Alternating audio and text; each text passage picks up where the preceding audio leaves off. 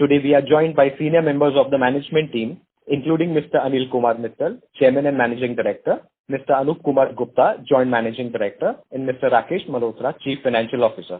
We propose to commence with an update from Mr. Anil Kumar Mittal for his thoughts on the global presence and scenario for the company, Mr. Anup Kumar Gupta with his perspectives on the domestic operations, and Mr. Rakesh Malhotra on the financial performance. After the opening remarks from the management, the forum will be open for an interactive question and answer session. A cautionary note, certain statements that may be made on today's call could be forward-looking in nature, and actual results could vary from these statements. A detailed statement in this regard is available in KRBL's H1 FY21 investor presentation, which has been shared with you earlier. I would now like to invite Mr. Mittal. Thank you, and over to you, sir.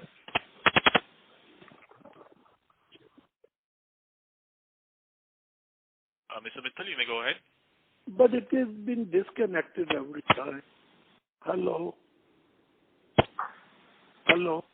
Sir, you can go ahead with your opening comments, sir. Okay. Good afternoon, everyone, and thank you for joining us on the call today. First and foremost, my earliest Diwali greetings to you and your family members, and my best wishes for happy, prosperous, and more importantly, healthiest time ahead. I would first to start by thanking my colleagues at our plants and head office, and those who are working on the field across the country and worldwide for their unrelenting dedicated and hard work. Despite such hard time due to pandemic, it is only because of their continuous efforts over the past few months that we have been able to meet our export and domestic market demands. In terms of production, supply and availability of our brand across geographies, I thank them all for their earnest efforts and commitments. I would like to share some updates on the export front now. You are aware that we continue to have the leadership share in Middle East and North Africa. We seem to have lost the line for Mr. Mittal. Please stay connected. I'll just reconnect him.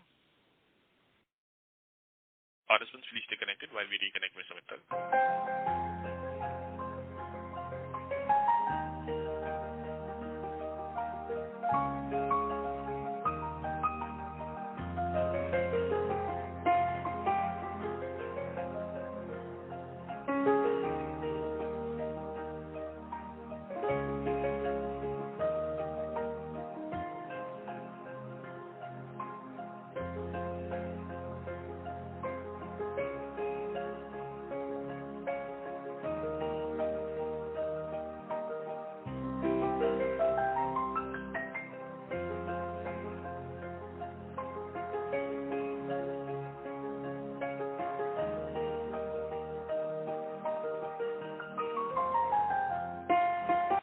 Participants, thank you for patiently holding your lines. We have the line for Mr. Mittal reconnected. Over to you, sir. Yeah. Sorry for interruption. The updates on export front, you are aware that we continue to have the leadership share in the Middle East and North Africa region. The serious logistics problem and shipment impediments we had faced since the beginning of the pandemic are almost over. The regular shipments have resumed and sales have reached close to normal. The temporary backlog that we had seen in the initial period of the lockdown is getting cleared. We could ship the carry forward stocks of Q1 during the Q2. Quarter over quarter, we have shown 114% increase in rice exports to nearly rupees 670 crore in Q2 FY21. Owing to our par excellent quality standards and consistent supplies, our brands continue to be well appreciated and command a premium in countries like UAE, Saudi Arabia, Kuwait, Qatar and Oman, where we enjoy the top slot of the Basmati arena. And these are the most discerning customers in the world, and they value good quality and understand the true attributes of Basmati rice. During the slowdown period, our sales in these countries have shown positive signs. We all know Iran also is a major destination for Indian basmati rice, amounting to around 35% share of total Indian basmati exports. There has been a quite positive news from Iran that the government has asked importers to immediately clear the cargo which has been lying at the ports for the last 8-9 months. Moreover, the sentiment between Iran and India have come quite positive due to the recent change in the U.S. leadership. It is expected that there would be a relaxation in the American sanctions against Iran, which would pave way for increased rice exports from Iran and crude imports from Iran.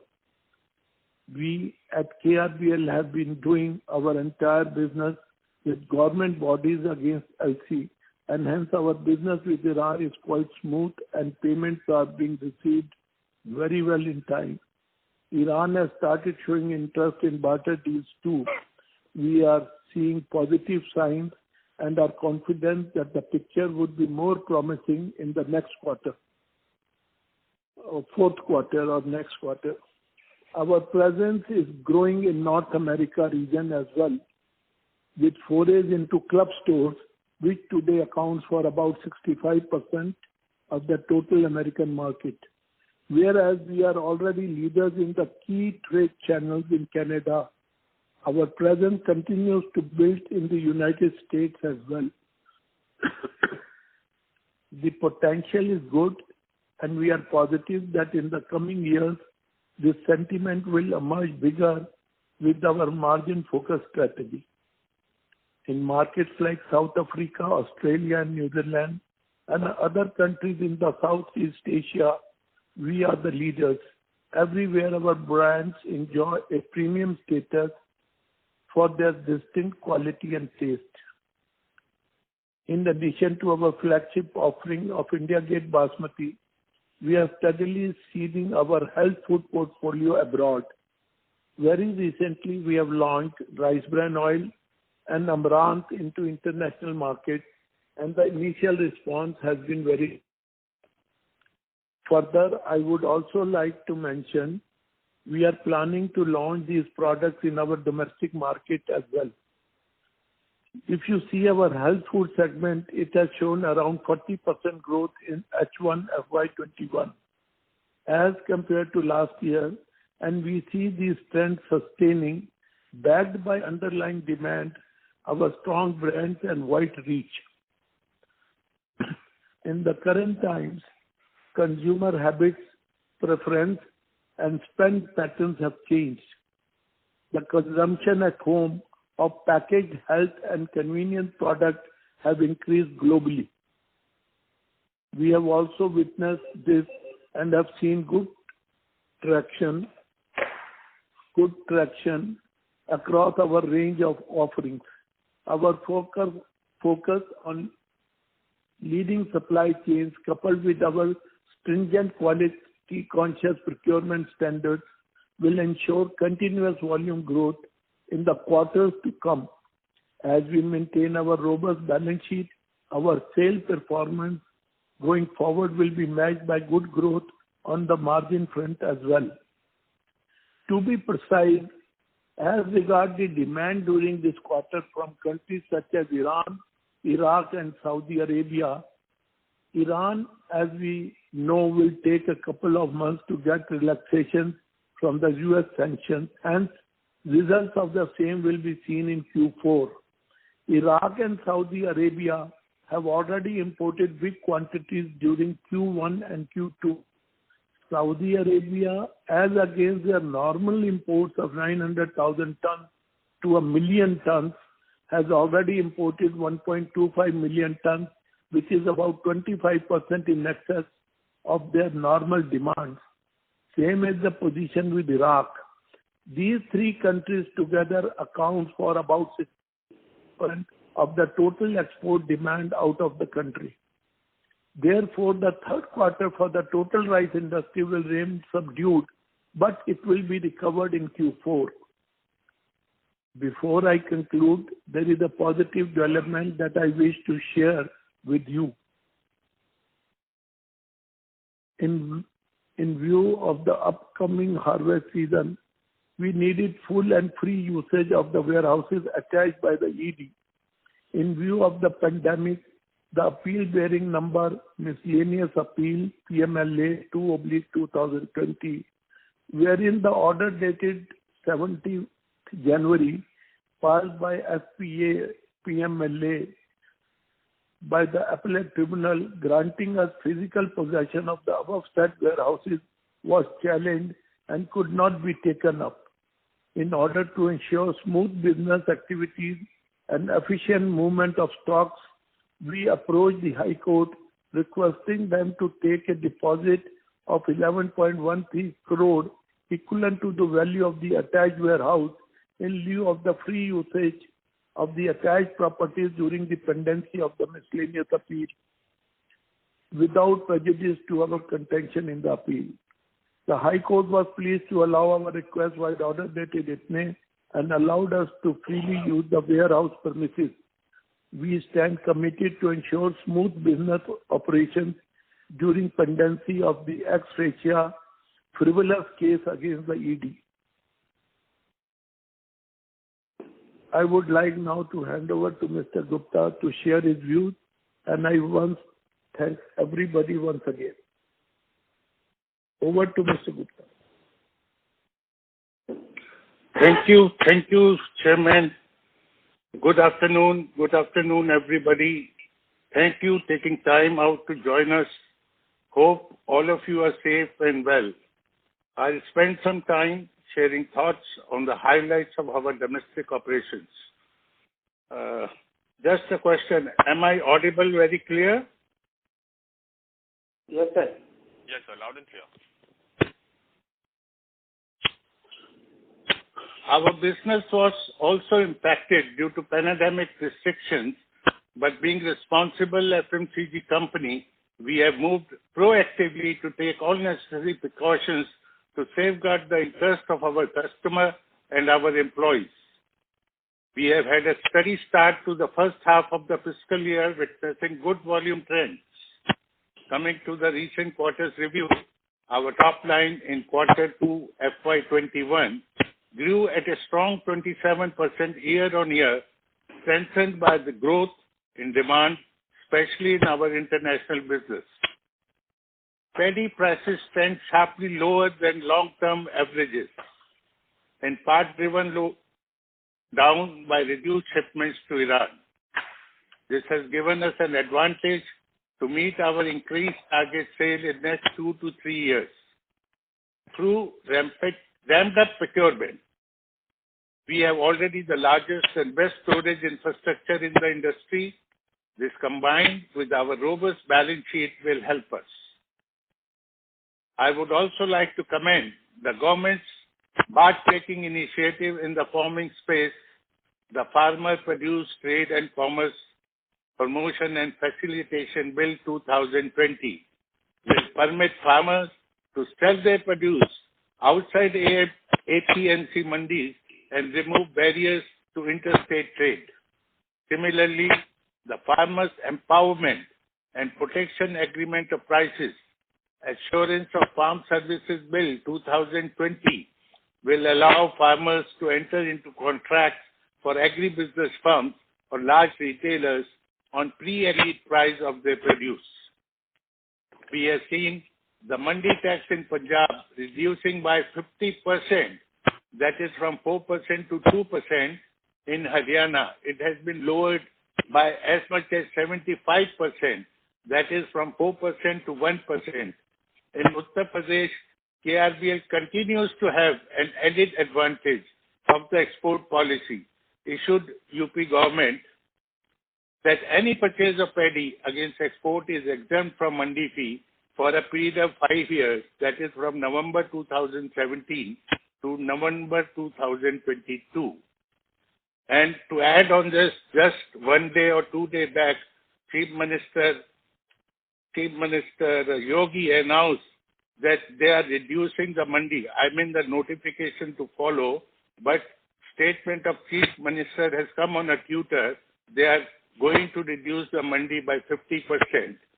It is presently 2%. Now it will be 1%. So in all the three producing states, our mandi tax is reduced.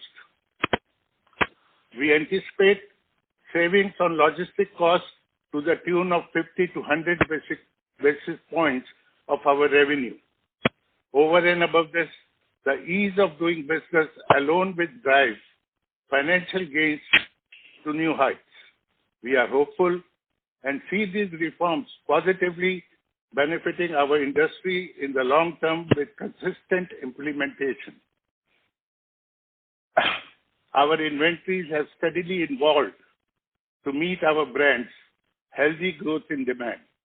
We finance our inventory at reasonable cost, which considerably reduces our dependence on external finances. This has enabled us to grow in progressive leads in the context of a sustained turnover. Coming to some details on the performance.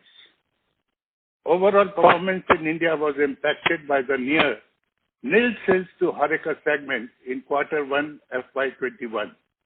These have recovered quite healthily. Bulk pack sales have posted a very smart recovery, and we project that given the upcoming festive season, we will surpass pre-COVID levels with the bulk pack segment. To share a statistics, we were at 47% dip during Q1 FY21 in the bulk pack segment. This stands at 12% dip in Q2 FY21. As lockdown norms further ease, with theaters, restaurants, train commuting, and outdoor facilities opening up across the country, we are hopeful that the demand scenario will pick up in HoReCa overall. The consumer business remains strong and has in fact further strengthened. During Q2 FY21, we witnessed 19% improvement year-on-year in the consumer pack segment. In this quarter, we were able to get a significant traction in our e-commerce business based on our existing strong partnership with the online players. Broadly, the organized retail channel has done well, and we believe that it will keep pushing growth within our consumer pack business. Going forward, we would like to engage ourselves into more value-added products category, including regional premium rice and health foods. The success of our integrated business model is underscored by the growing demand witnessed and extending reach of our brands across channels. Our superior business model is central to everything we do. It enables us to ensure excellence in execution, strengthen our relationship, and improve outcomes. In the coming years, we will continue to fortify our business model to deliver sustained value creation for our stakeholders by delivering on our growth objectives. And with that, I would like to invite Mr. Mehrotra, our CFO, to share his views. Thank you. Thank you, Anupji. Good afternoon, ladies and gentlemen. I welcome you to the KRBL's Q2 and H1 FY21 conference call. Trust all of you are safe and well. Let me provide you a brief overview of the financial performance for the quarter. We delivered a strong quarter and continued to build up in demand categorized by increase in export volume and healthy growth in across segment in India. During Q2 FY21, our standalone revenue from operations came in at 1133 crore, up by 27% year-on-year.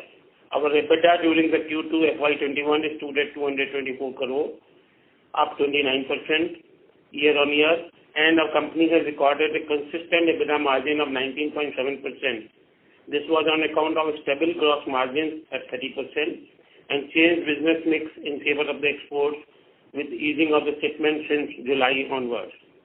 PBT for Q1 FY21 stood at rupees 202 crore, up by 38% year-on-year, with PBT margin in the period standing at 18%, owing to cost benefit on inventories and substantially lower finance costs on account of reduced requirement for working capital funding.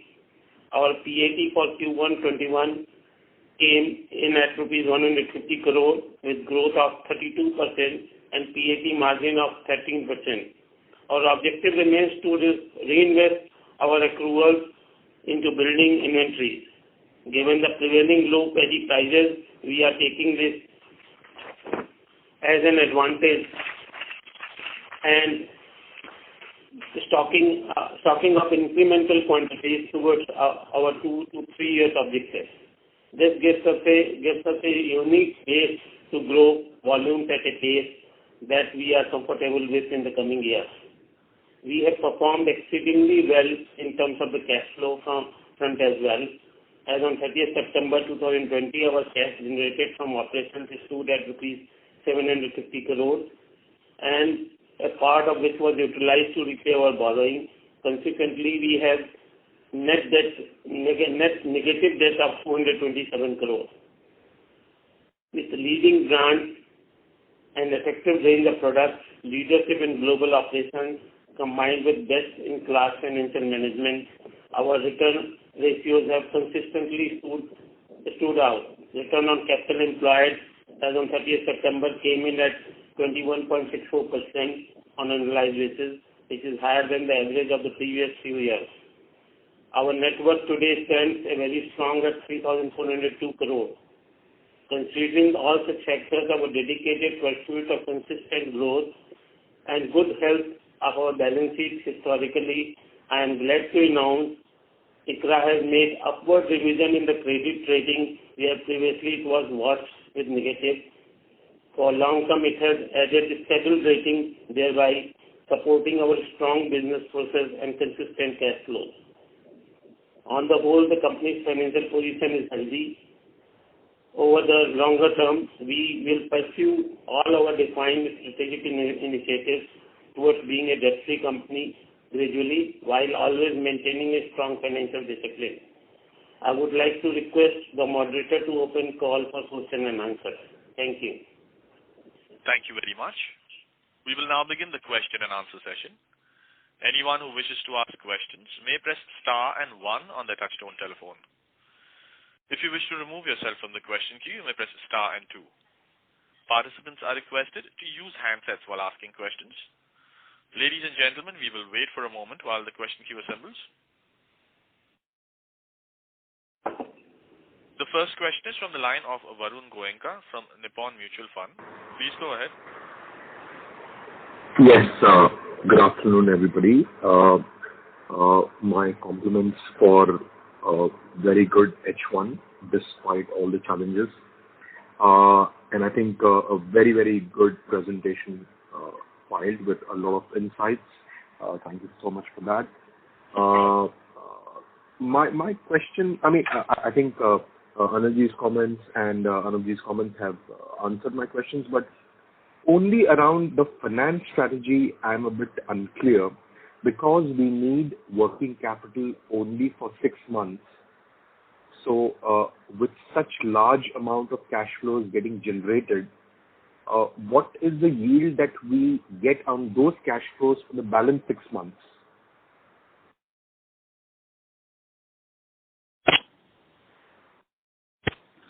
Yeah, Varun, you are right. Looking at the today's scenario where the interest on the deposits are in the range of 2 to 3 or maximum 3.5–4%, especially the deposits in mutual funds or banks in the shape of FDRs.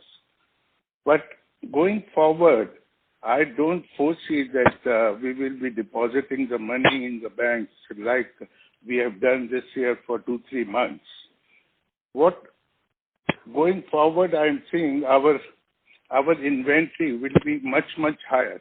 When I say our inventory will be much higher, that means by March, our all internal finance and even the bank finance will be fully utilized. Okay. But Anupji, So basically what I'm trying to get to is I think we are being a bit over conservative. I think we were right in being conservative in the last 2 years. Yes, I can. Let me complete. Oh, sure. Right. From what will happen from March to August or March to September, we will be in the process of repaying bank finance, and our finances will be in the form of inventory only. Now I am talking this year. The paddy prices are historically low, and we are going to start in November, December the regional rice, especially on the front of procurement. So I think going forward, FY21 and FY22, a lot of finances, I mean, whatever surplus today you see in the balance sheet will be utilized in the inventory. Thank you. Okay. I got it. Thank you. Thank you so much. That's all. I don't have any further questions. Thank you. The next question is from Ekta Sanghvi from Valiant Capital. Please go ahead. Hello, sir. First of all, congratulations on the excellent performance this quarter. So I just had two questions.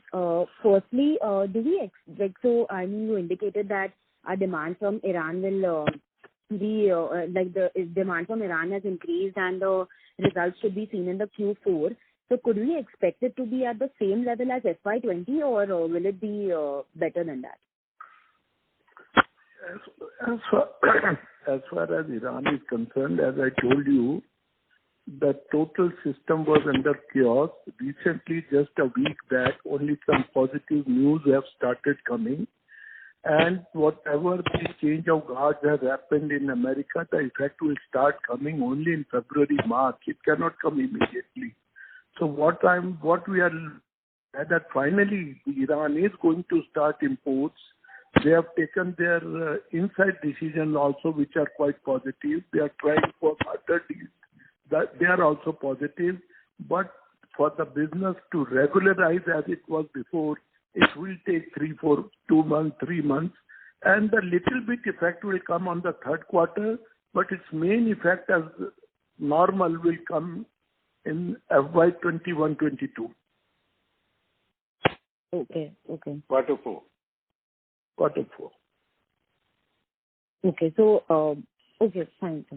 And so one more thing on the so basically the consumer packaging segment, in the Unity brand specifically, the growth was pretty high in FY19 as compared to FY20. So was it did we lose any market share or so I know that FY21 has been better, but have we gained back that market share or if you could just give some more clarity on this Unity brand? You see, for Unity brand, the consumer pack was placed in the market in the beginning of December 19, January 20. And when we were placing this in retail market and doing promotion, suddenly by March, COVID came. And all the plants got affected. So our placement and all the plants, especially in traditional trade, got affected. But now we are very aggressive as far as Unity consumer packs are concerned. When I talk of a consumer pack family, I am talking, we have raised a Unity Biryani, Unity Premium, Unity Super, Unity Tibar, Unity Dubar, Unity Rosanna, Unity Mogra, Unity Mini Mogra. Just like India Gate, we have taken out a full family for Unity. And I tell you, the results are so promising. By FY23, this Unity brand, which is around 450 crore today, which 450 crore is mainly bulk pack, institutional pack, will go to 1,000 crores by FY23. Thank you. Okay, thank you, sir. So just one last question on Horeca. What have the demand? How much is the demand as a percentage of normal level now? Have you seen any increase in demand from the Horeca segment? as far as KRBL is concerned, in quarter 3, I think we will surpass pre-COVID demand of bulk packs. Thank you so much. Thank you. The next question is from the line of Ayush Agarwal from Mittal Analytics. Please go ahead. Sir, I have two questions. First of all, congratulations on a very good set of numbers. I would like to understand the supply chain in the e-commerce segment, which has crossed 10% of our overall sales now. Do we directly sell through Amazon, BigBasket, and the likes of them? And if yes, do we fetch higher margins with respect to our traditional retail and modern trade channels? First is that. And second is, what are our capital allocation plans? Like you said that you will be buying higher inventory. But apart from that, are there any other plans to utilize surplus cash that we are generating? Thank you. Regarding modern trade channels, especially on the e-commerce front, wherein you have named Amazon, Flipkart, I tell you frankly, all the e-commerce are taking deliveries directly from us in their respective DCs, bypassing my distribution channel. Clear-cut saving of 4 to 5%. But that saving we are passing on to e-commerce in the shape, spending money on the banners, spending money on the visibility of the product on the online channel, spending money with them to give promotions, spending money with them to give some online more visibility. Number one. Number two, you said 10%. I tell you today also the percentage was 0.1, 0.2, which is around 1.5% today. Even 10% of the total turnover in e-commerce is a dream, and that may come after 3 years, 4 years, whatever. And your second question was regarding inventory, I think. What was your second question? So, cash utilization, and you said most of it would be utilized for inventory, but if we have any other plans since we are generating a lot of cash now. Yeah, cash, I've already answered the question of Varun. It is on the same line. Cash generated will be utilized definitely on inventory only. You see, in any food industry doing capital, we will be spending some capital in regional business, spending money on the warehouses and processing plants and packing plants. But majority of the money will be spent on inventory because we will be going in for an aging process wherein even the regional rice will be aged and will have more values in it. Even certain aged rice of regional variety can be aged up to 2 years also to have a good premium on a certain varieties. So according to me, 80-90% of my surplus inventory will go definitely into aging. Thank you. Okay. So for just confirming that, like you said, that we have 4 to 5% direct savings in our e-commerce segment, and once we build that brand and visibility on various platforms, can we expect some of it to spill over to our margins in the years going ahead? Definitely, sir. Definitely, the margins will improve on e-commerce, bypassing distributors. And I tell you, e-commerce only take direct deliveries from a big cast, from a big basket of things where the sales happen. If the sales are happening very less, they will never promote direct delivery. That's really good to hear. That's it from my side, sir. Thank you. Thank you. The next question is from the line of Sarvesh Gupta from Maximal Capital. Please go ahead. Sir, first of all, a bookkeeping question. What was the quantity in exports and domestic in this quarter? Can you send a mail? I'll share you separately. Okay. And secondly, sir, on your domestic business, now if I look at your degrowth versus your competitors' degrowth, it seems that we have fallen by almost 20% in H1 compared to maybe 10% by the competitor. So have we ceded some market share, or is it because we had a higher market share on the bulk pack, which is why we have fallen more in terms of our H1 performance compared to our competitor?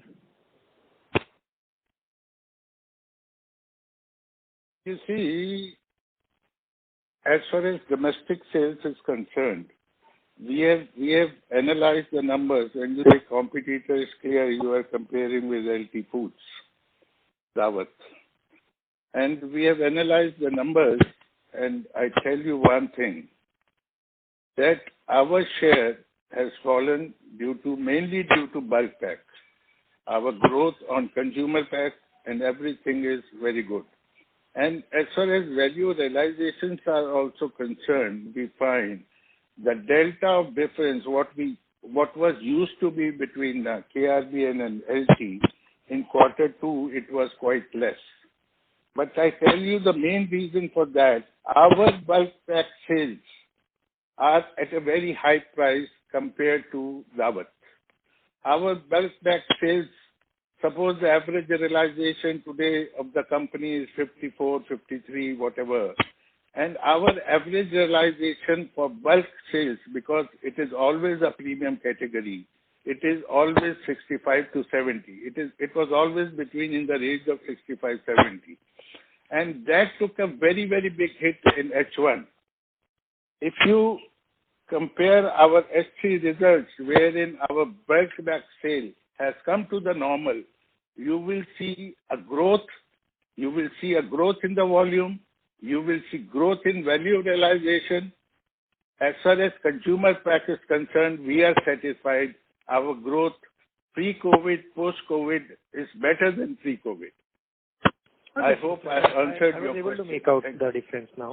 Secondly, now with this Unity brand coming into picture and you posting these 1,000 crores sort of a top line figure in next 2-3 years, so is it that we are finding that within the packaged food category, we are finding more traction in more economy segment, and hence we are sort of working more towards it, which while it can grow our sales faster, can have some sort of a negative impact on the margins? Not at all. You see, what we have studied the Indian market, many of the consumers are very, very price conscious. And I tell you, internationally, you see many companies. I was reading about Louis Vuitton. Louis Vuitton, 40%, I think 35% of their top line is Louis Vuitton. 65% are the cheaper variants of purses and everything, wherein there is a bulk sale. Similarly, in India Gate Basmati rice, if you compare with an automobile industry or anything, we are considered as Rolls-Royce level. I want to have a level wherein C-class Mercedes or a BMW going on for a very, very cheap. I mean, their main models, premium models are 1 crore plus. They are looking at 20 lakh, 30 lakh models to have a bulk sale. The main reason for Unity is to attract a consumer, which we are not able to attract through India Gate because of our premium pricing. We want in our kitty that consumer to also commit. Thank you. Yes, sir. I understand that the intent behind that strategy. My question is, on India Gate Classic, the value proposition is very clear to the customer that this is the best which is there in the market. Now, there are so many brands these days which are vying on e-commerce, on modern trade, and then there are so many private labels also. So what is the unique value proposition for a brand like Unity which will help customers to buy that over so many other options when he is price conscious? Number one, the quality, the price is quite comparable, but if you compare the quality, it will be far, far better. Far, far better in terms of cooking, in terms of what we are offering. Number two, the bulk pack, which is also today what Kirana GT is selling, and the share is around 60% of the Indian basmati market. We want to hit that segment also. We want Kirana GT people to buy our rice packs of 25 kg, and if they want to sell loose, please do so. You see, all our products, India Gate, Unity, attracts 5% GST. Then also we are able to penetrate to the retail level, to the consumer level. And to start with, we are giving hefty schemes to the retailers like Kitchen Saja offer. We are giving just a small offer, like buy 160 kg of Unity, any bulk bag, get one kettle, electric kettle free. I mean, these are some, I'm just giving an example. We are giving these promotions to the retailer to promote our bulk bag also. Thank you. Understood, sir. And final question, Mr. sir. Gupta, I'm really sorry to interrupt, but maybe request you to rejoin the queue as there are several participants waiting. Thank you. We move to the next question. The next question is from the line of Resham Jain from DSP Investment. Please go ahead. Yeah. Hi. Congratulations. Good set of numbers, sir. Sir, I have a question on the paddy, the overall production and the price levels currently versus last year, and also with a lot of export opportunity being lost on the Iran side. How do you see the demand supply situation panning out in the market? And the final and the last question is, given that the new procurement prices are at a slightly lower level, do you expect any impact on the final product prices?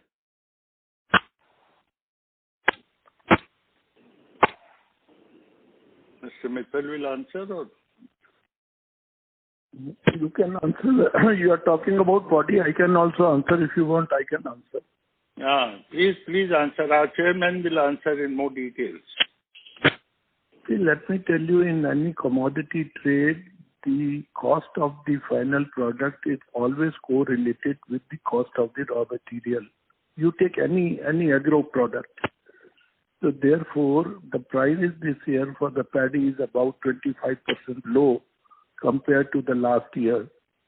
And besides that, there are two more advantages. One, the interest rates have come down. And the second is there is a shortage of money as far as our competitors are concerned, because the big money has stuck up in Iran, which now will in 1 month or 1.5 months, it all will come back to India. So therefore, we feel it's an opportunity for us to buy rice, which will cost us later. And as soon as the Iran opens up, or these two countries which I named in my initial presentation, Saudi and Iraq, which accounts for about 67-68% of the total India's imports, definitely the price will shoot up. And we are going to get advantage because we are buying rice, the paddy on a regular basis, and I am quite confident that these prices will not come again. This I am telling you with my experience of about 50 years into this trade. And we have not seen these type of prices at least in last so many years. So therefore it is an advantageous for KRBL, and it will be advantageous both in exports, in domestic, as well as to our stock level. We are going to buy because we have money, we have surplus money, we have good bank limits, interest rates are very low. We are going to buy at these prices minimum 20-25% extra over last year. Okay. And sir, what is the current procurement prices, in the absolute number versus last year? See, last year, now let me tell you, everything is different. There are primarily at the moment 4 commodities. One is the traditional basmati rice, which has not yet come. It will come by end of November or about 25th of November onward. One is 1509. Last year it went up to 27, 28 rupees, which is today 20-21 rupees. Same way Pusa basmati rice, that has not come down because the crop is lesser this year and demand is quite low. So compared to last year, it is only 10% down. And as far as 1121 is concerned, which is the export of which is more than 60% out of India, the prices are lower by minimum. Last year it went up to 34, 33, 34 also. This year it has opened up at 26, 27. So there is a gap of 30% on all the commodities. Understood. Okay. And so this 1121 is largely exporting to these Middle Eastern countries or across the globe, including US, Europe, South Africa? Except Europe, because Europe is buying totally brown rice. They mill the rice over there. Out of their total imports of 400,000 tons, I think so 25 to 30,000 ton white rice is going 20,000 tons.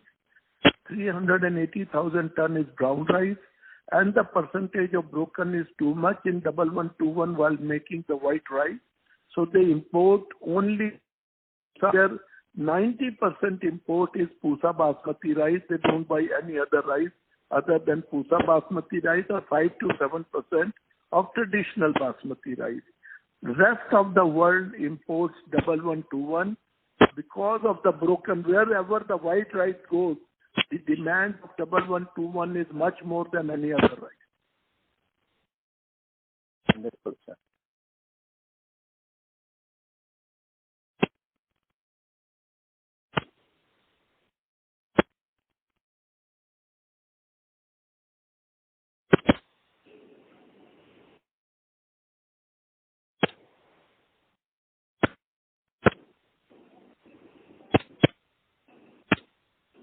Thank you.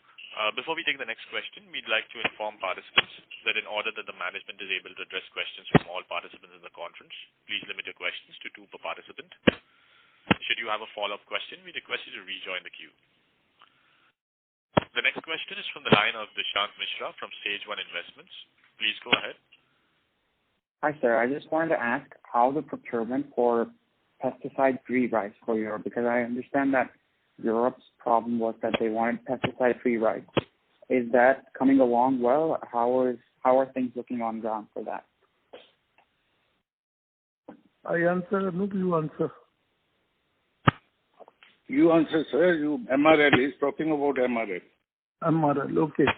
See, there is no doubt this year the quantities of MRL are much more over the last year, over the previous year.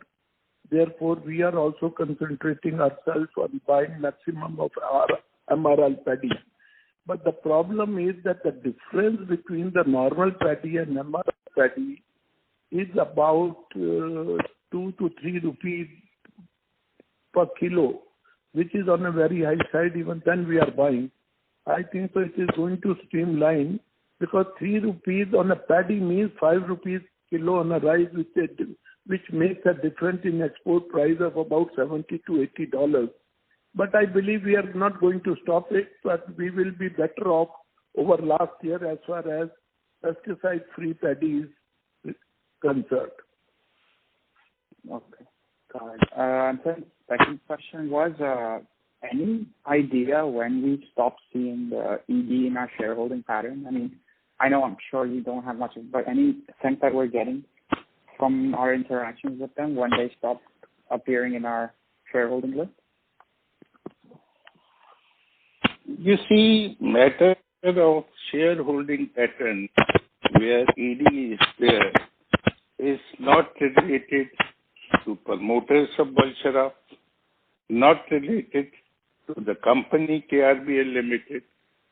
It is related 100% to Balsharaf, who is our distributor for Saudi Arabia, and we had a long 25, 30 years association with the person.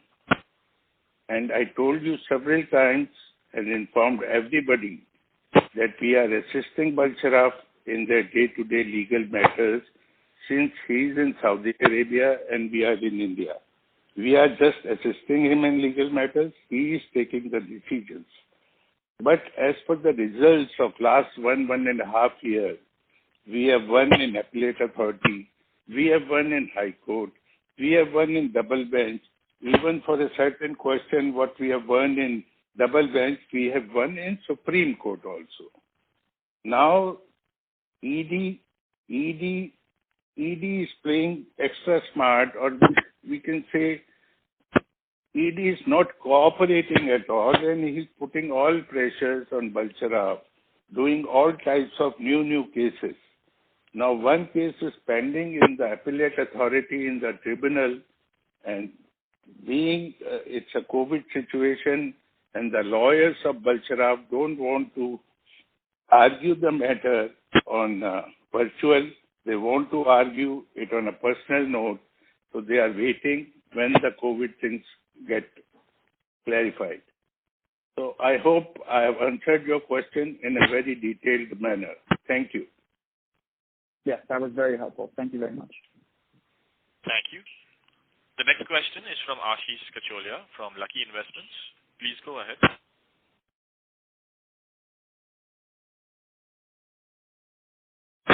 Mr. Ashish Kacholia from Lucky Investments, you may go ahead with the question. Good afternoon to the KRBL team, and congratulations on a good set of numbers.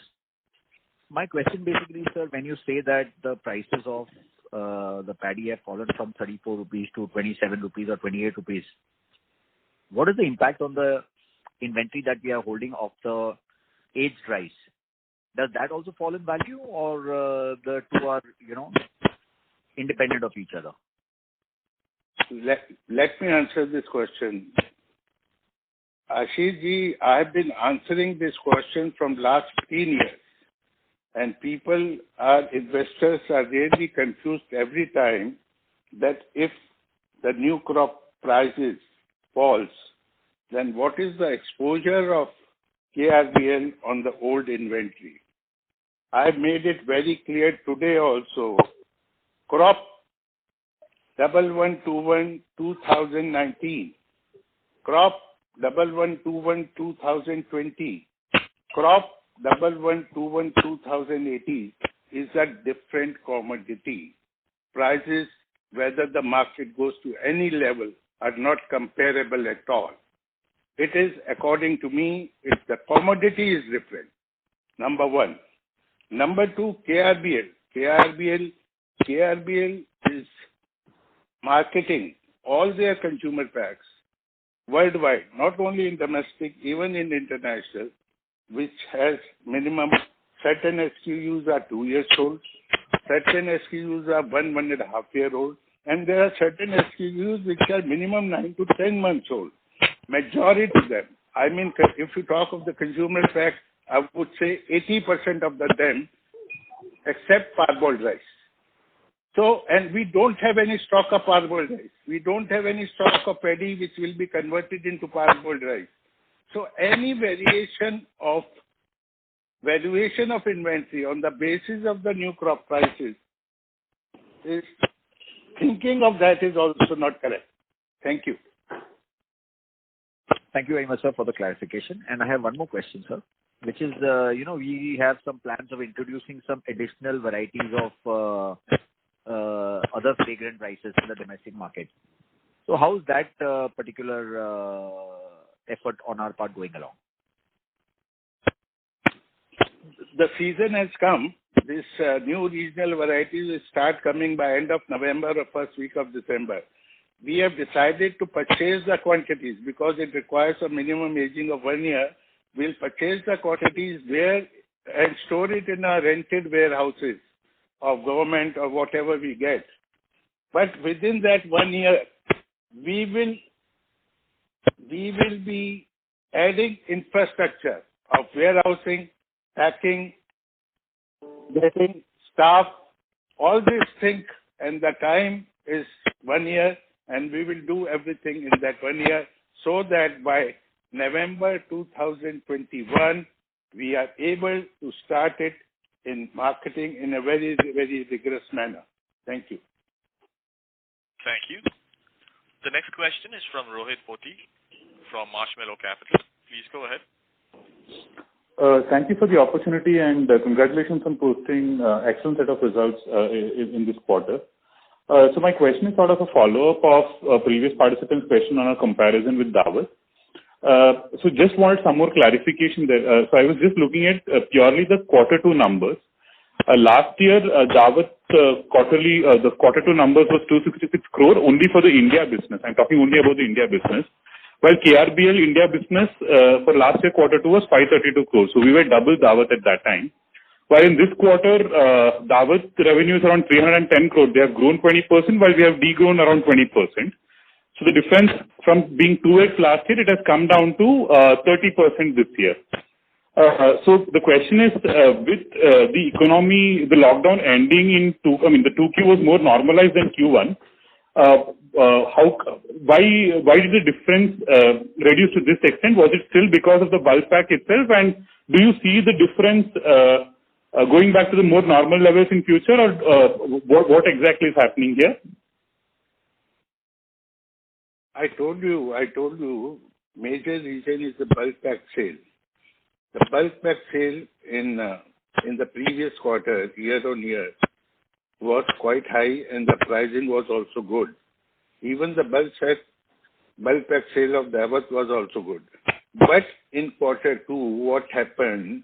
The bulk pack sale of Daawat has increased tremendously, and my bulk pack sale, which is a premium segment, which is from 65 to 70 rupees realization level, it has not picked up to that level in quarter two. But talking forward, way forward, quarter three, I am expecting my bulk pack sale to surpass the pre-COVID scenario of quarter three FY20 to quarter three FY21. So that is the main reason of the difference of domestic sales between Daawat and me. And still, I'm talking. We are working. Our staff is working. Our think tanks in the organization are working very hard to know what are the other facts, and maybe we give some clarity on that in next 10-15 days. Thank you. One follow-up, so that was very helpful. One follow-up to this question was, what changed in this quarter? What did we do differently this quarter that we are seeing such a strong growth in bulk pack? Is it normalization of the restaurants and other outlets, or is it something else that we did at our end? No, you are talking quarter three. Definitely there is a normalization, and frankly, because of the prices, you see, when I talk of a bulk pack sale, it is not a aged rice. It is basically a steamed rice which doesn't require aging.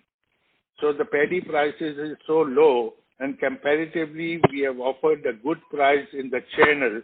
So even the distributors, they feel that we should have a stocking. Not only distributors, I mean the distributors, the wholesale, the whole chain is of the opinion that we should be in a stocking mode. So in that mode, they think, if we want to stock, why not KRBL? Why should we go for others? It's a tested product. 1 or 2 rupees here and there, KRBL product will sell. We should not stock others people. So KRBL has an advantage, and due to the stocking spree, I think our sales in quarter three will see a record.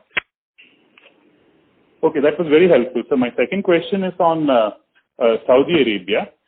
So I was just curious to know, so over, let's say, the last 4 or 5 years, let's say from 2015 to now, how has our sales of Saudi moved? Because I did not get the number correctly. I was part of the AGM, but I remember it has fallen down by around, I think, 50-60%.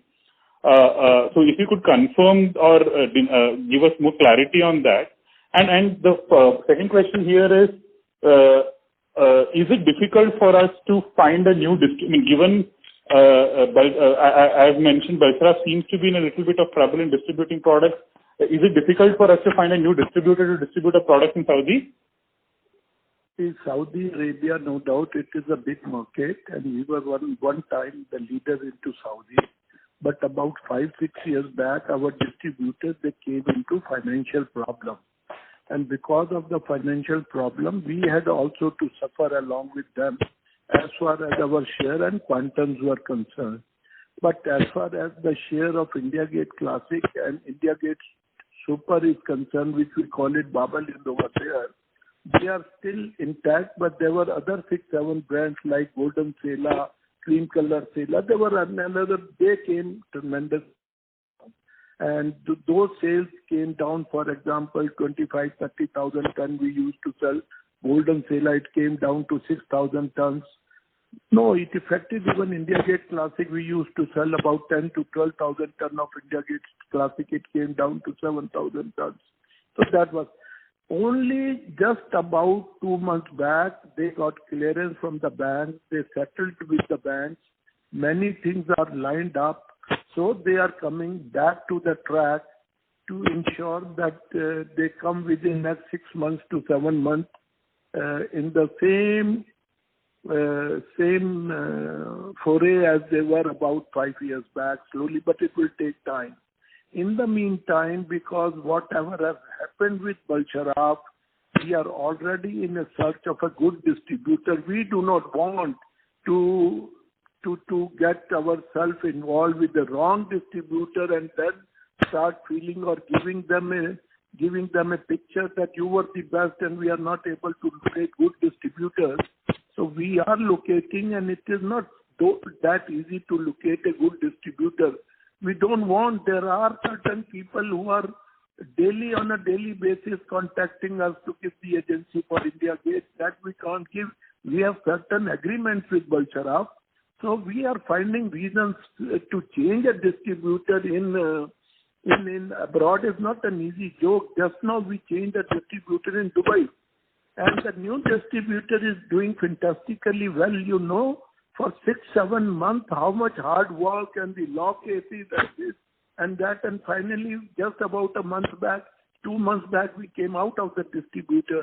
So there are some legal formalities which are to be done. It's not that easy to change a distributor, but we have decided something else, that we have located a good distributor. We are on a good communication with him, and rather giving the old brands, we will give certain brands which we were not shipping to Saudi Arabia.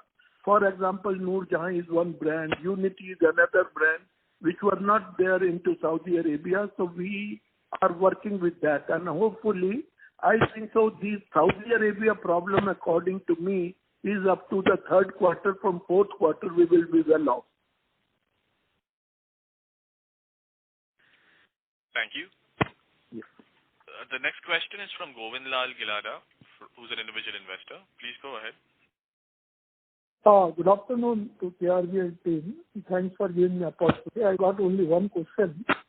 Versus last quarter and immediate last quarter and last year last quarter, comparing this quarter and last year quarter, how prices of our consumer packs variation? Anything can you highlight, sir? There is no change. There is no change as far as realization of consumer pack is concerned. But I tell you, 2-3% there may be the promotional given to the retailers. That could be there. Otherwise, not much change in the realization. I am not sure, sir. I am right or wrong. Somebody is tracking my friend. He told that almost 10% drop. That's why I am asking. Not at all. Not at all. Yeah. Thank you very much, sir. That is very helpful. And it is not reflected in the numbers. Don't go on rumors. Study the balance sheet. Study our presentation. The consumer prices realization is not affected at all. Thank you. Thank you very much. Thank you. The next question is from Dhruv Kashyap from Edelweiss. Please go ahead. Hi, thank you all for taking my question, and congratulations on a great set of numbers in the previous quarter. My question, the first one, I just had two actually. The first one, Mr. Mittal, on the export part, if you have listened to the Prime Minister in the global call the other day, where he had mentioned that he wants to make India an agricultural export hub.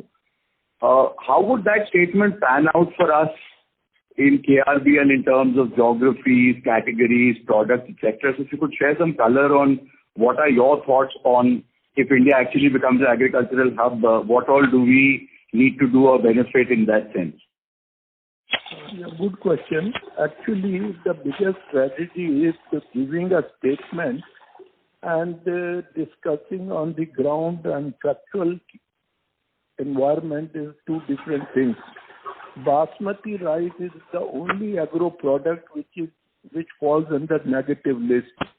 No subsidy, nothing is being provided of any sort by the government. For last 7-8 years, there has been a demand from the rice exporters, especially KRBL and 2-3 others who are into branding game, that there is too heavy charges of slotting charges abroad, especially Europe, America and many other countries. Now slotting charges, as in many cases government is providing to other exporters and other items, we said at least provide us so that we are able to market our brand. Today, 80%, I'm using the word 70 to 80% rice going out of India is the private label or the brown rice. Who are the people who are selling in their own brands? If you look at the global brand, that is one company, that is KRBL, who is selling the globally the one brand, India Gate. And second, who sells their brand is Daawat, but they are manufacturing and reprocessing. One unit they have in Amsterdam, another unit they have in America. In America, they are also not doing everything in Daawat, and so is the case in Amsterdam. I'm not trying to criticize, it is not my habit. They are doing fine. They are our friends and we should salute them. What I'm trying to tell you is, giving a statement is very easy when it comes to practically, when you want to talk to Piyush Goyal or when you want to talk to somebody. First thing which is required to really boost the branded exports to different parts of the country, we want it should be taken out from the negative list. Let me give you one example. What a stepmother treatment they are giving to us. Under MSME, they have provided 5% interest subvention. Now MSME gets 5% interest subvention. What is an MSME? Tomorrow you put up a packaging plant, start exporting to Iran, your turnover is 500 crore, 600 crore, because a packaging plant costs 20 crore, 30 crore, 40 crore, you get MSME and you get the subvention. All big corporates, they do not get any subvention because it is under it is under negative list. Many things do happen, but let us thank God.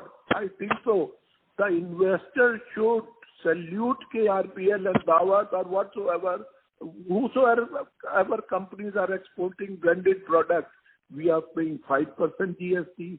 We have not been given any slotting charges. We have been given no subsidy. We have been given nothing by the government. Still, worldwide, we are able to place our product at a premium price. To sell basmati rice today at $2,400 compared to my second driver, not about $1,500. There is a difference of $1,000, and we are not reducing our share in spite of COVID. Over. So just as a follow-up to this question before I come to my segment, like in other industries like steel, for example, or auto ancillaries, etc., where they have a industry body that keeps making representations to the government, is it that we don't have one for the rice industry, or is it the government is not kind towards us to listen to us?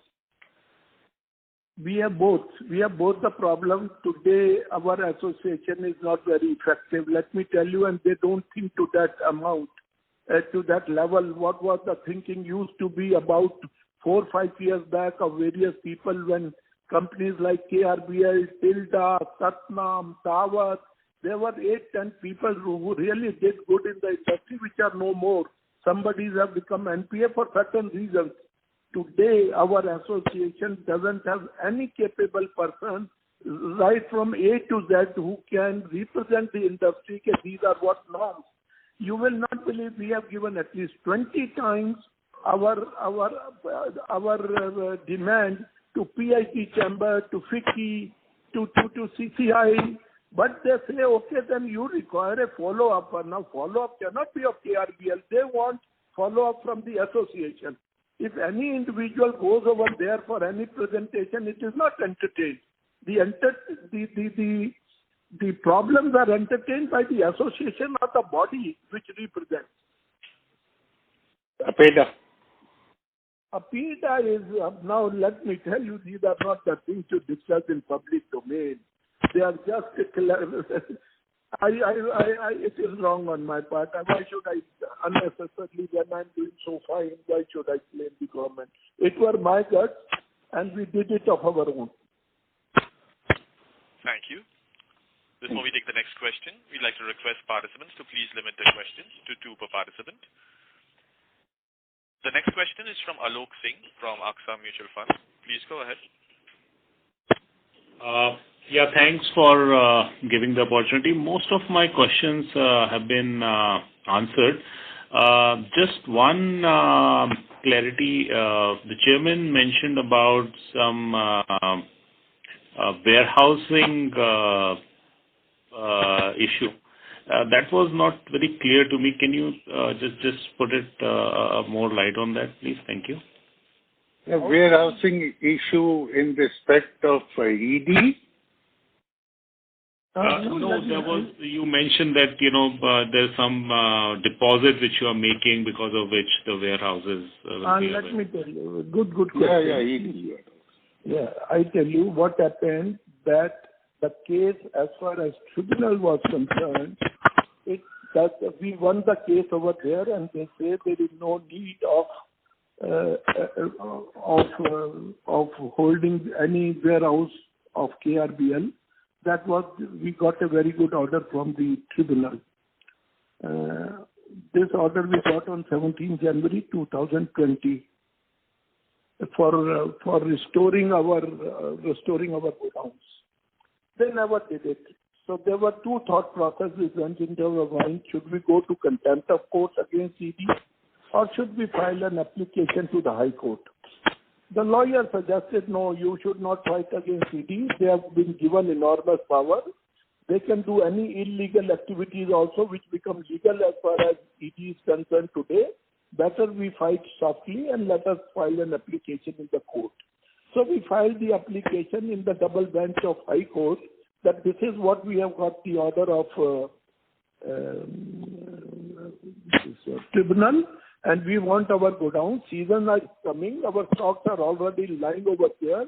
So let us remove the goods and let us allow us to keep new goods.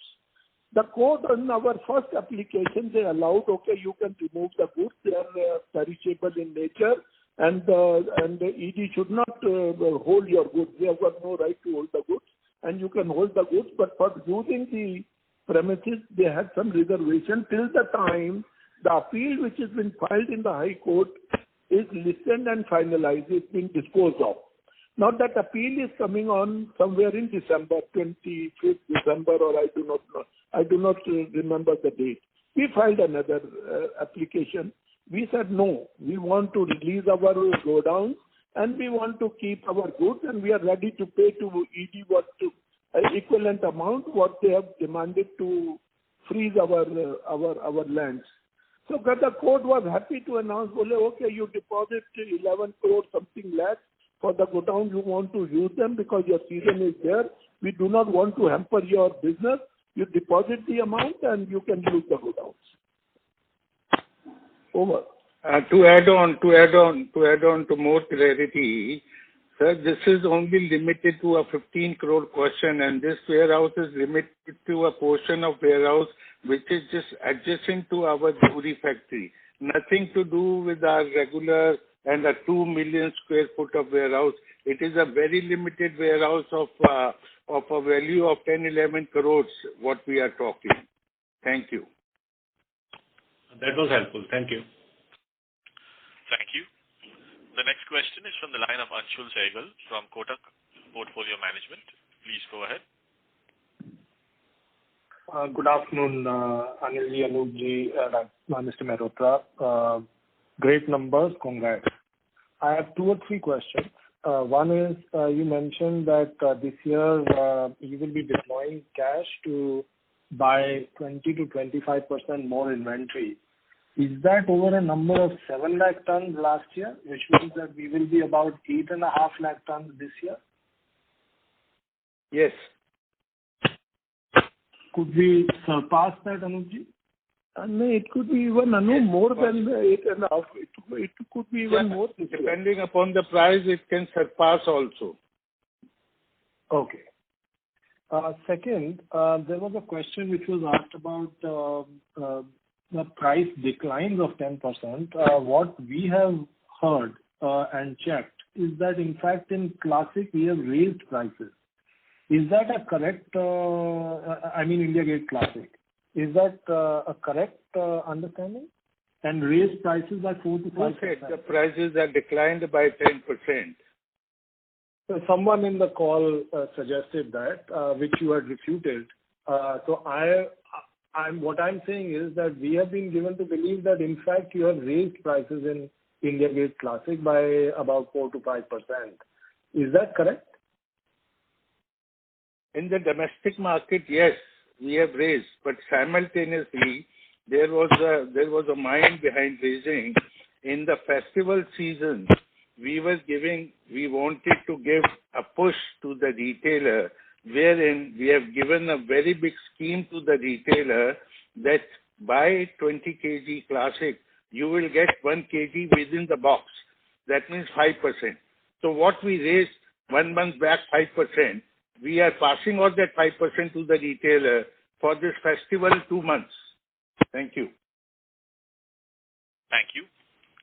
The next question is from Anish Jovalia from Banyan Capital Advisors. Please go ahead. Yeah, hi. Mr. Anish, sorry to interrupt, but we can't hear you. Yeah.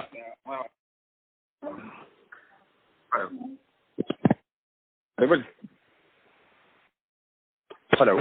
Yes, please go ahead. Yeah. So, looking at Q2, we had some trickling down impact of revenues from Q1 to the tune of around 350 odd crores that we were expecting in Q2. So after we adjust for that, the revenues are lower than the Q2 of FY20, which itself was an abnormal quarter last year because some of our shipments were delayed to October 2019. So there have been some comments that the reason is because the bulk pack segment not doing well in the HoReCa. But now going forward in H2, also we have some understanding that in FY20 we are looking to do similar revenues as FY20. So we need to grow by 20% plus around 24% in H2 over the last year. So do you think will we be able to achieve this, and why, or else what is our revised guidance around the entire numbers? I don't understand your logics, what you are talking about Q2. But anyway, way forward, what you are talking, that we have to grow 24% to match FY20 in FY21. Yes, you are right. And I'm quite hopeful, my management is quite hopeful that we will reach that number. But in the forward-looking statements, we said that there can be a deficit of 2-3% because of the pricing of the new crop, 4%. But if you talk of quantitative analysis, we will surpass FY20 numbers in FY21. Thank you. So my second question is, what is our thinking around our 8,000 crores revenue target? Have we had any change in the expectation around the timeline, and considering all the positives and negatives that have happened in the last few months, what are the top 3 drivers which are working in our favor? Yeah, it is very much in the total line of the management to reach 8,000 crores. But maybe due to COVID, the timeline may be extended for 1 year, number one. Number two, as we said previously also, our main aim is to increase that number is regional rice. Number two, introduction of more SKUs, newer varieties of basmati rice in the international as well as domestic market. Unity is one of them. And number three, we are opening up in health segment, and in times to come, we are open.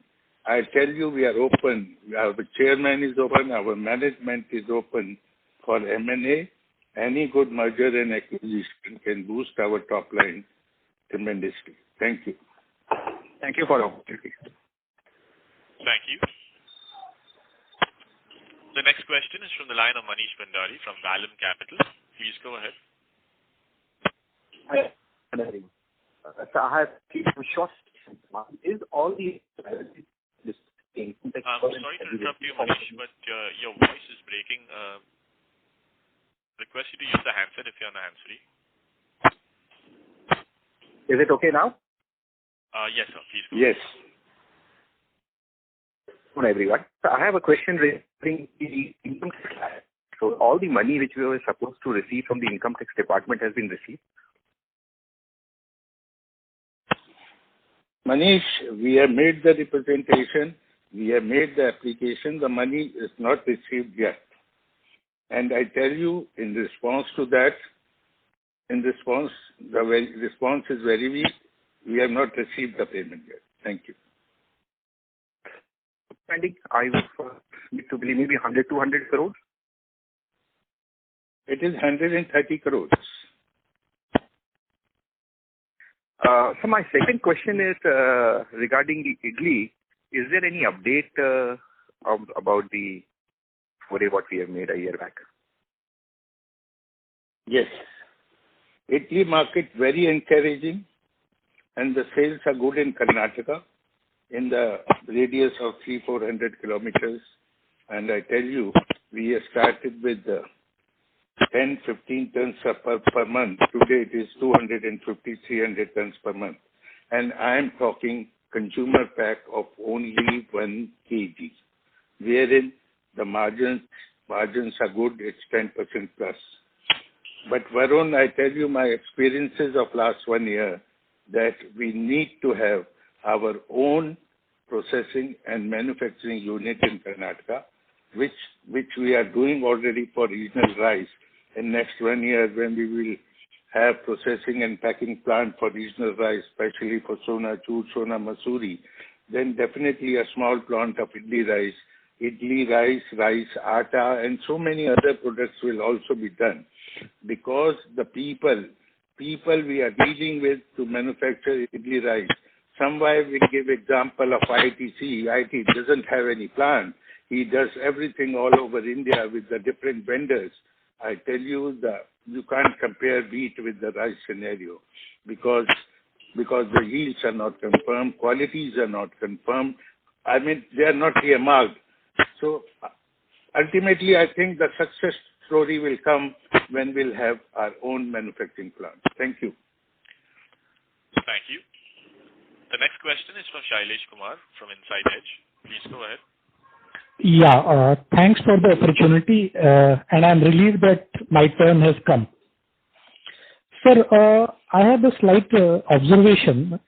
If we look at our competitors' export revenue, they have done almost 40% higher than us. They have done around 1,43,000 MT of volume and rupees 102 per kg of average realization. I mean, how do you see your company vis-a-vis their performance for the quarter, and is it a sustainable one or it's a flash in the pan? Yeah, I would like to answer this question regarding export revenue difference and the price realization thereof. If you study the balance sheets of LT Foods, the realization of revenue is on the basis of what price he's getting in Amsterdam and what price he's getting in USA. I mean, the PTRs of USA and Amsterdam are being shown because because those are their subsidies, and ultimately in consolidated balance sheet, everything, the revenue, everything comes. And if you are intelligent enough to compare, to reach to that revenue, maybe some amounts would be get lesser in the top line, but certain expenses like employee costs, interest, and there are many more expenses. If you go in the details, the difference between the expenses of KRBL and LT may be more than 100 CR, maybe more. We have to study more. If you divide the quantity of 100 CR with the quantity of exported quantity, the difference may be 10 to 15 rupees a kg. Exactly. And I do not know whether it is good in the public domain. All people know us very well. There is a huge quantity of private label what LT does, which KRBL doesn't do that business. Okay. And I don't understand, how can you have such margins in private label? People are doing private label or a bulk cargo of brown rice at even 1% or 2% margins. Sir, the very purpose of putting this question was that I was really puzzled to understand this particular equation. That is why I requested you to put some light on that, nothing else. Yeah. You see, I told previously also, these are my only broad observations after seeing the numbers of LT. But we are going into the details. Maybe after 7, 8, 10 days, you can call me on phone. I'll give you a better understanding. Thank you. So kind of you, Anupji. Thank you very much. Thank you. The next question is from the line of Chetan Doshi from Tulsi Financial Services. Please go ahead. Hello. Good afternoon, sir. It is the now set of numbers. It is very commendable, and we expect that the similar performance of the company hopes.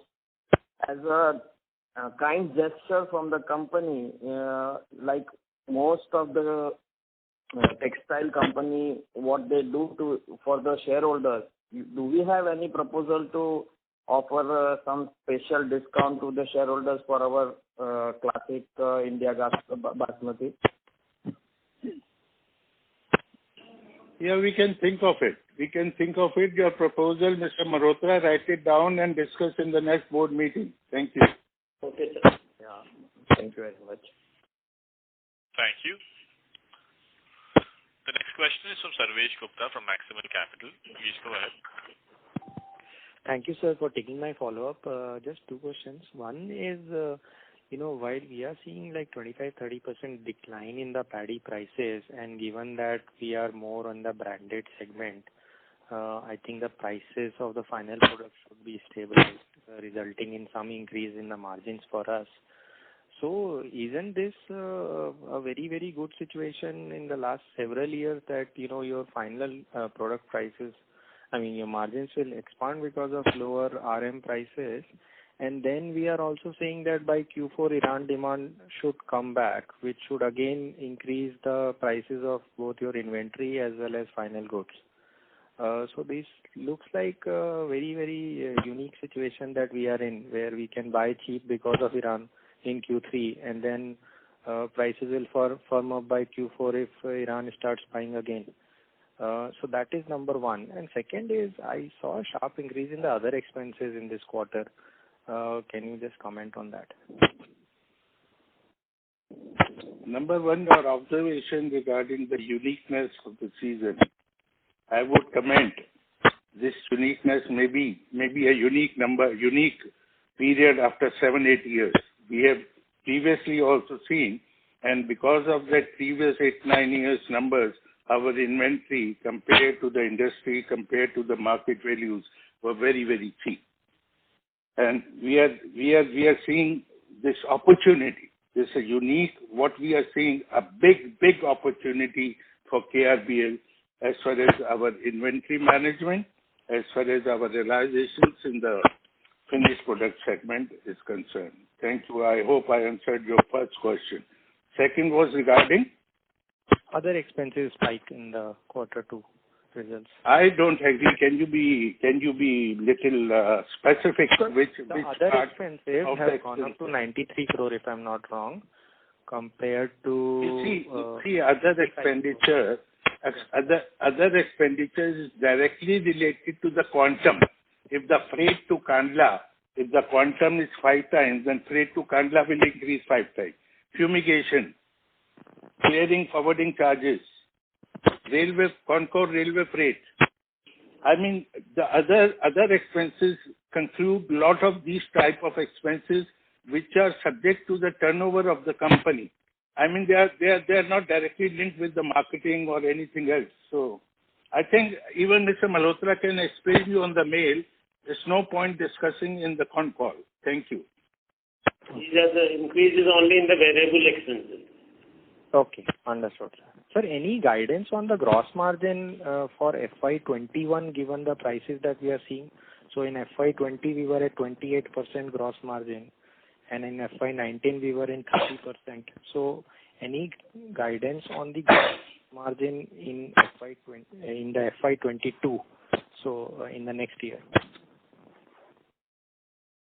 FY22 comments, I won't like to comment, but FY21 we will be in the same range of 19 or what we were in FY20 or so.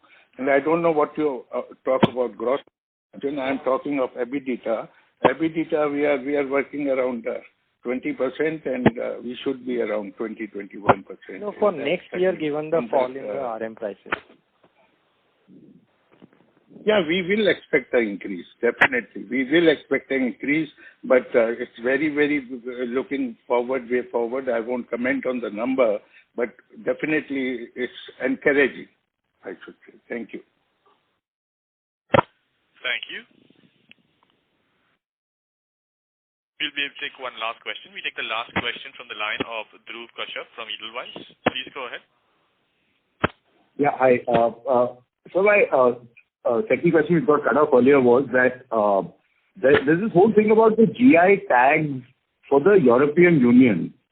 Could you just tell us as to the progress and what is the likely implication, outcome, etc.? Yeah, actually, as far as GI is concerned, already we have won from all the places, and we have won. Now there is an appeal pending with the High Court in IPAB. They have asked us to again change everything, and we have again filed and the case is going to be heard again in IPAB, where we have won already one, and there's not going to be any change. Now the present case is lying with Supreme Court. They have filed, the MP government has filed an appeal in Supreme Court, and they are trying to put the political pressure because YB Chauhan is personally interested. So he is putting pressure from all sides what he can maximum do to get something in his favor. But I think so as far as law point is concerned, and whatever are the documents and whatever are the decision taken by the Chennai High Court and IPAB, I don't think so they are going to win it. They can temporarily get the benefit, the MP government, of for another 1 or 2 years, they can repack the goods. Otherwise, so I think so, because one thing is very clear that MP government, it is not possible for MP government to get the IG tag. It's impossible. If they get the IG tag, let me tell you, Indian basmati exports will come into trouble, because then you will find even China, Thailand, Vietnam, many countries growing basmati rice. This fight started back in 1998 when America tried to patent basmati rice, and from there we have been winning the cases one by one. Today as a country we have got 96 cases won worldwide, whereby no country can keep the word per se, bas and mati. No bas and no mati. Only there is one country, America, that too in an area of Texas, where they grow about 2,000 tons of Texamati, because there is a law in the trademark that if a country is growing basmati continuously for 3-4 years and marketing in the market without any opposition, the word I am using, without any opposition, then he has got a right to use it. and that basmati they are selling at a throwaway price. It's a third-class quality. But to retain the brand, they are growing every year only 2,000 tons and marketing under the brand name of Texapati. Over. Thank you. Thank you very much. We'll take that as the last question. I would now like to hand the conference back to the management team for closing comments. Thank you once again for your interest and support. We will continue to stay engaged. Please be in touch with our investor relations team for any further details or discussion. Look forward to interacting with you soon. Happy Diwali to all. Thank you very much.